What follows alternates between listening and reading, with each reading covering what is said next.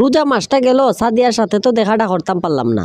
সাদিয়ারে লইয়া ঈদের সময়ে একটা জাকা নাকা ঘুরাঘুরি তো দেওয়ানই লাগবো। এই গুলামের ফুত কাশেমের লাগে আমার জীবনটা একবারে বরবাদ। এ না দেয় আমারে ঘরের ভিতরে শান্তি, আর না দেয় বাড়ির বাইরে শান্তি। এই তো আব্বা বালা একটা কথা তুমি মনে করাইছ। আমি তো এই জিনিসটাই তোমারে কইতাম আসলাম। এই গুলামের ফুত তোর উপরে বিরক্ত ইয়া আমি তোরে যেমনে মন ধরে কথাবার্তা হইতাছি, ইটা আবার বালা কথা মনে করানি হইল কেমনে?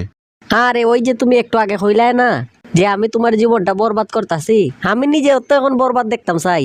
এই হমিনের ঘরে হমিনে কই কিতা আমার জীবনটা বরবাদ করতাছে, আবার বুঝি বরবাদ দেখতো?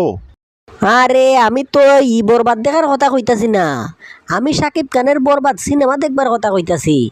বেবারের ঘরে বেবার তুই একটা মিনিট কারো, তোরে আমি বরবাদ দেখাইতাছি। আজকে তুই বুঝবে যে বরবাদ কত প্রকার ও কি কি। হ্যাঁ, এই ঈদে আমার না হইল সাদিয়ার সাথে দেখা, আর না হইল সাকিব খানের বরবাদ দেখা।